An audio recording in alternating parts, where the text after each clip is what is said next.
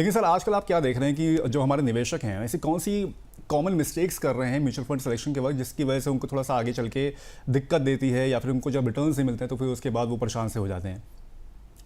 देखिए, too much of sector fund rotation, जैसे मान लीजिए ये फंड लिया 6 महीने में रोक दिया, फिर दूसरा लिया। आप बहुत सारे शोज में आप खुद से भी डेटा बताते रहे हैं कि किस तरीके से large percentage of people don't cross even 3 years in a scheme. वो 3 साल से पहले ही अपनी सिप बंद कर देते हैं। तो दूसरी सबसे बड़ी मिस्टेक जो होती है वो होती है सिप को बंद करना।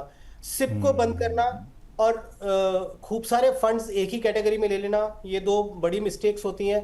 और तीसरी मिस्टेक ये भी होती है कि आप 1 साल के टाइम होराइजन को देख के फंड को सिलेक्ट करते हैं, और मान लीजिए 6-8 महीने के बाद में वो जो टॉप परफॉर्मिंग फंड है या टॉप परफॉर्मिंग कैटेगरी चेंज हो गई तो आप तुरंत उसको चेज करने लग जाते हैं। तो ये 3-4 मिस्टेक्स होती हैं जो मुझे लगता है निवेशक करते हैं। ये नहीं करें तो पोर्टफोलियो बहुत अच्छे तरीके से चलेगा। और फोर्थ, मुझे अभिषेक ऐसा लगता है कि 3 to 4 years का अगर एक टाइम होराइजन हो जब कोई नए निवेशक अगर अपने पोर्टफोलियो को बिल्कुल भी ना छेड़े, चाहे कुछ भी हो जाए, तो उनको असली मैजिक वो 3 से 4 साल के टाइम बिताने के बाद में उनको वो दिखता है। प्रॉब्लम क्या होती है कि लोग 1 साल और 2 साल के अंदर अंदर भी मतलब पेशेंस नहीं दिखाते और अपना पोर्टफोलियो बंद कर देते हैं। बहुत सारे ऐसे निवेशक होंगे अभिषेक जी जो 2024 से आए होंगे और 2025 खत्म होने पे आया। इस दौरान उनके अगर रिटर्न नहीं बने होंगे तो उनको शायद ऐसा लग गया होगा कि म्यूचुअल फंड सही नहीं है, बट वो इसलिए उनको ऐसा लग रहा है कि उनके पास में टाइम होराइजन और पेशेंस दोनों की कमी है।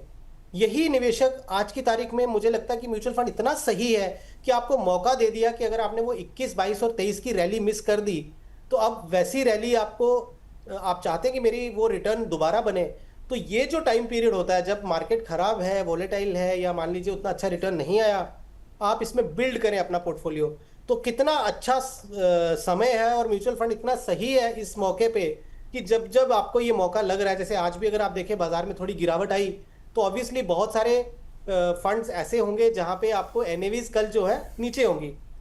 अब वो नीचे गिरी हुई एनएवी पे आपको ज्यादा यूनिट मिलेंगे। तो कितना अच्छा मौका है कि जब इस तरह का अगर आपको टाइम फेस आ रहा है मार्केट का, आप अपने पोर्टफोलियो को बढ़ाएं, अपने पोर्टफोलियो को बिल्ड करें, एडिशनल परचेज करें, सिप स्टार्ट करें, सिप में स्टेप अप करें। ये जो चीजें सब मेजर्स करेंगे निवेशक, वो निवेशक खुश रहेंगे। बट कोई घबरा के आज की मार्केट गिरी और कल सुबह जाके अपनी सिप बंद कर दे या पैसा निकाल दे, तो उनके लिए एक बैड टेस्ट होगा।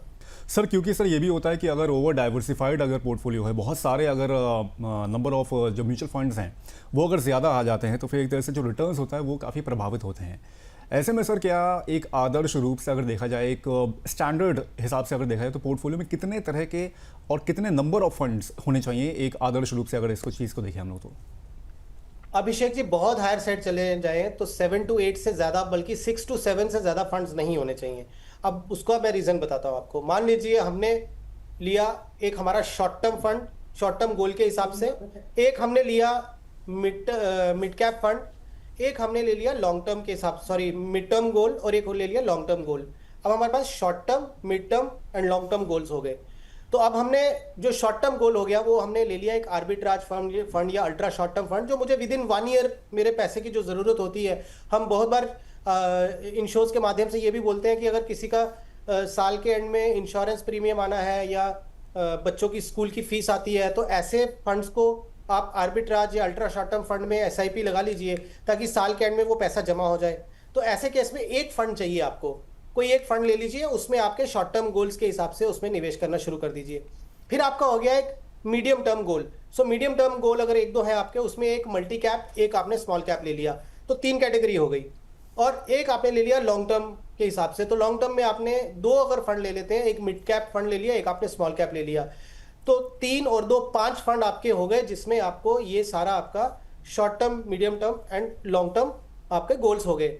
इसमें अगर कहीं एडिशन होती है वो होती है टैक्टिकल प्ले की, कि मान लीजिए कभी आपको लगता है कि इंडिया का डिफेंस स्टोरी बहुत अच्छा चल रहा है तो मुझे डिफेंस ऐड करना है, या इंडिया का जो हेल्थ केयर एंड जो भी फार्मा सेक्टर है, सोशल इंफ्रास्ट्रक्चर जो है, हेल्थ इंफ्रास्ट्रक्चर इंडिया गवर्नमेंट का बहुत बड़ा फोकस है, तो वो मैं चाहता हूं कि मैं हेल्थ केयर एंड उसमें ऐड कर लूं, वो एक टैक्टिकल हो सकता है।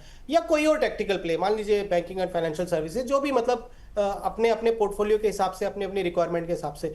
तो टैक्टिकल प्ले वाला एक ऐड के कर दिया जा सकता है, वन टैक्टिकल प्ले, तो आपके हो गए 6 फंड। और लास्ट कॉमोडिटी के हिसाब से अगर आपने गोल्ड सिल्वर फंड ले लिया तो 7 फंड। अब अभिषेक जी, ये 7 फंड में आपका पूरा यूनिवर्स कवर हो गया। अब हमें नहीं लगता कि ये 7 फंड्स के बियॉन्ड आप कहीं पे आप छूट रहे हैं। वो रियल एस्टेट और जो आपका जो डेट का जो पोर्शन है वो आप एफडी के थ्रू या जो भी आप करना चाहें वो एक अलग हो गया। बट ये मैंने आपको एक लिक्विड एसेट्स वाला जो पोर्शन है वो मुझे लगता है कि ये 6 to 7 फंड्स में आपका पूरा यूनिवर्स कैप्चर हो सकता है।